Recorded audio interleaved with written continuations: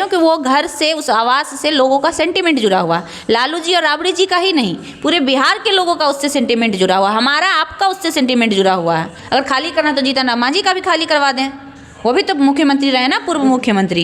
ये कि आप लोकतंत्र नहीं तानाशाही लाना चाहते हैं बिहार में, बिहार में योगी मॉडल लाना चाहते हैं। आपकी सरकार आते ही गरीब के घर उजाड़े जाने लगे हैं, बुलडोजर चलने लगे हैं, मुंह छेंटने पे पासवान समाज को गोली मार दिया जा रहा है। और जो इंसान पहले भी उप मुख्यमंत्री रह चुके हैं ना, बोले थे कि कुशवाहा समाज को खरोच लगेगा तो खून का दरिया बहा देंगे। कितना कुशवाहा समाज के लोगों की लगातार हत्याएं हुई मैं देख रही हूँ। कहते कि जो भू माफिया है, जो शराब माफिया है, फलना उसका खैर नहीं। उनको जो समर्थन दिए हैं सकलदेव बिंद, उनका हिस्ट्री निकलवा ले जरा सजाए।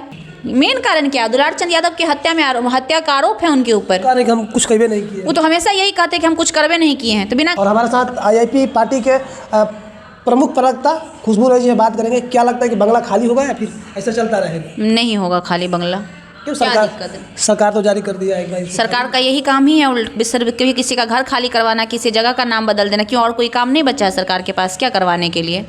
इतना ही शौक है तो जितना बड़े बड़े जो माफिया है, भू माफिया जो कब्जा किए हुए हैं दूसरे ज़मीन पे जाए ना, खाली करवा दे। हिम्मत है तो क्या कर रहा है? हमारे पास तो हर रोज़ कॉल आते हैं कि हमारा ज़मीन हड़प लिया है, फलाने जगह चिल्लाने जगह हमारा गरीब लोगों का कॉल आता है कि मैडम हमारा ज़मीन हड़प लिया। हम देते हैं डाटा ला के पूरे बिहार से। करे इतना ही हिम्मत है इस सरकार, NDA की सरकार को, तो उनके ज़मीन को खाली करवा के गरीब की ज़मीन को गरीब को दे जो हड़प लिए हैं बड़े भू माफिया।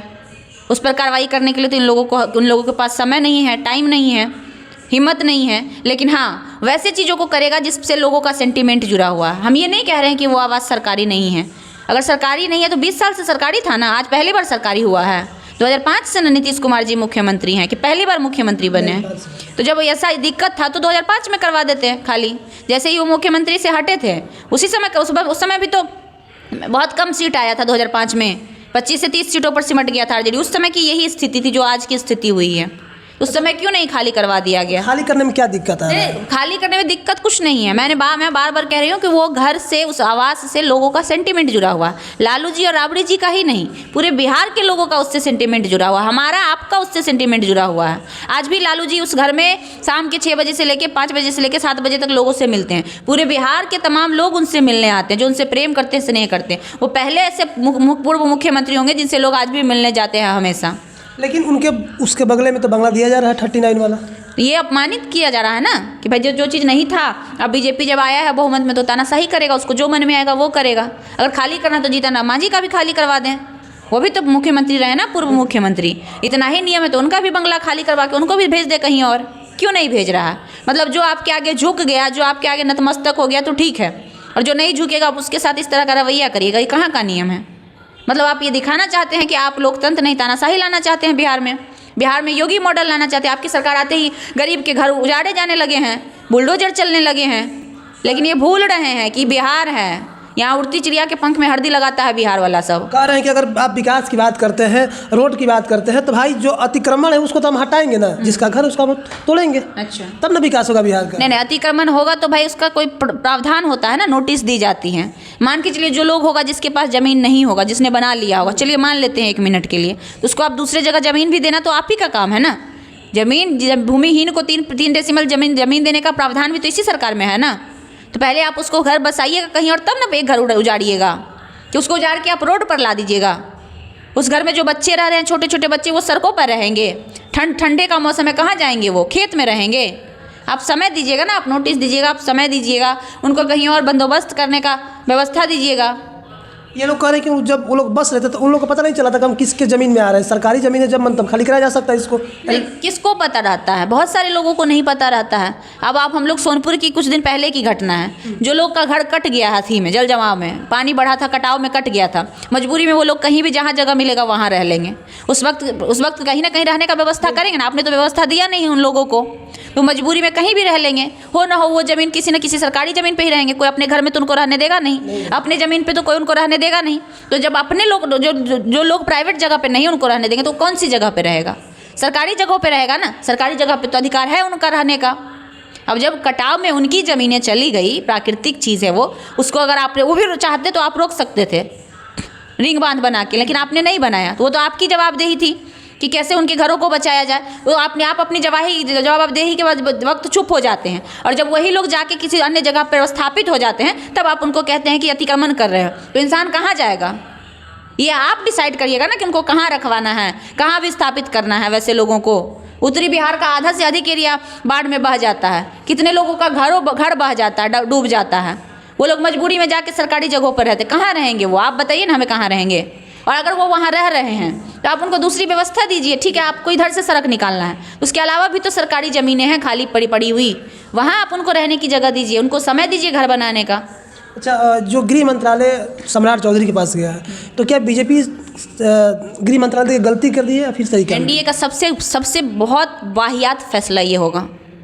एनडीए का सबसे बहुत ही घटिया निर्णय ये होगा, साबित होगा। आप देख लीजिएगा ना, 6 महीना इंतजार करिए।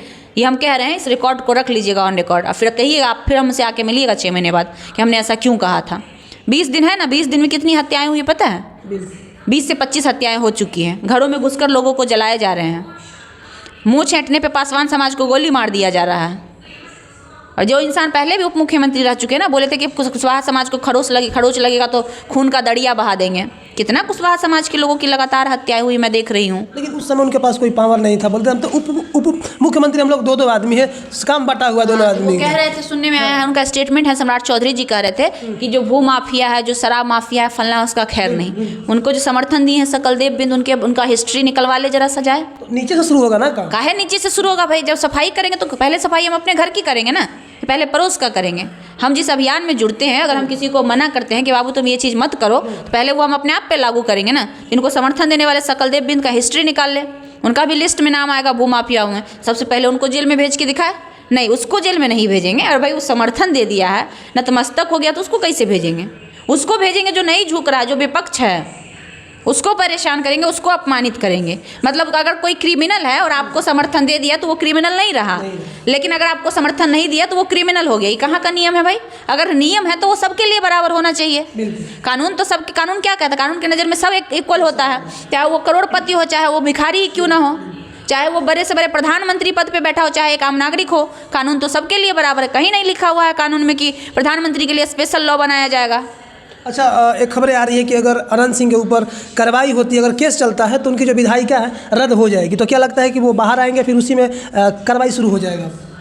जहाँ तक अनंत सिंह की बात है तो लगातार जेल जाते रहते हैं, जेल आना जाना उनका लगा रहता है। एक नहीं, उनके ऊपर कई केसेज, हमें लगता है 100+ केस उनके ऊपर होगा। मैंने लिस्ट भी पिछले बार दिखाया था आपको। वैसे क्रिमिनल को ही तो संरक्षण देती है एनडीए। वो कहते हैं कि चाहे जेल में रहे चाहे घर में रहे, बात तो बराबर है। तो काहे नहीं बराबर है भाई? जेल में उनको 5 स्टार का सुविधा जो दिया जा रहा है एनडीए को समर्थन देने के बदले में, ऐसी थोड़ी ना नीलम देवी गई है एनडीए में। यानी कि पीछे कोई तो कारण होगा। बिहार की जनता इतनी मूर्ख थोड़ी ना कि नहीं समझ पा रही है। भाई एनडीए को समर्थन जो दी थी नीलम देवी पिछली बार, क्यों दी थी आप हमें बताइए ना। बिल्कुल, ताकि उनके जो पतिदेव जी हैं, सो कॉल्ड क्रिमिनल पतिदेव जी है, उनको 5 स्टार का सुविधा हर जगह मिल सके। यही तो हो रहा है एनडीए के सरकार में। वॉशिंग मशीन है भाई, जो क्रिमिनल रहता है उधर चला जाता है, वो धुल जाता है। अच्छा, गिरफ्तारी का मेन कारण उसका क्या हो सकता है अनंत सिंह? मेन कारण क्या? दुलारचंद यादव की हत्या का आरोप है उनके ऊपर। कारण कि हम कुछ करवे नहीं किए। वो तो हमेशा यही कहते हैं कि हम कुछ करवे नहीं किए हैं, तो बिना कहले उनके ऊपर आरोप लग जाता है। आप अगर कुछ नहीं किए तो आपके ऊपर क्यों नहीं लग गया आरोप? हमारे ऊपर क्यों नहीं लग गया आरोप? और भी तो बहुत सारे नेता हैं, उनके ऊपर क्यों नहीं लग गया? इन्हीं के ऊपर बार बार क्यों लग जाता है? अब जिनके घर में पाया जाएगा AK-47, उन पर नहीं लगेगा तो किस पे लगेगा? तो अपनी सुरक्षा के लिए रखें। नीतीश कुमार की ना सहयोगी RCP सिंह की बेटी जो थी, क्या नाम था, कौन सिंह, लेसी सिंह या कौन थी, जो अरेस्ट की थी खदेड़ के दिल्ली से, भूल गया क्या बिहार? वो चीज़ नहीं जानता? कौन नहीं जानता ये हिस्ट्री? सुरक्षा के लिए AK-47 रखा जाता है, लाइसेंस ही रखा जाता है ना। उसका लाइसेंस था उनके पास, और लाइसेंस था तो क्यों उनको गिरफ्तार किया गया था? क्यों गिरफ्तार किया गया था? आज समर्थन दे दिए तो सब झूल जाएगा क्या? पाप गंगा में बह जाएगा क्या? कहते हैं कि हमको जब चुनाव था तो बोलते थे कि हमको क्षेत्र में नहीं जाना है, सब लोग जानता है कि हम अपना काम कर रहे हैं। जो लोग बाहुबली हो, जो लोग खुलेआम मर्डर करने का हाल जानता हो, वो क्यों जाएगा? सब डरते हैं लोग उनसे, डरते होंगे शायद वहाँ के लोग। आम जनता है, सबको डर होता है आज की डेट में। तो लोकतंत्र में डर कैसे? लोकतंत्र है कहाँ? आपको लगता है लोकतंत्र है? लोकतंत्र की तो हत्या कर दी गई सरेआम। पहले से, जब से एनडीए की सरकार बनी है, केंद्र से लेकर बिहार तक यही तो करती आ रही है। बिहार में क्या हुआ है? किसको नहीं पता है कि बिहार में सरेआम लोकतंत्र का गला घोटा गया है?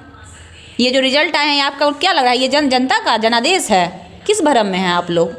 ये जनादेश नहीं है, ये लोकतंत्र की सरेआम हत्या है। चुनाव आयोग भी बिक चुका है। एकमात्र चीज़ें थी जिसको निष्पक्ष माना जाता था, आज वो भी संदेह के घेरे में खड़ी है।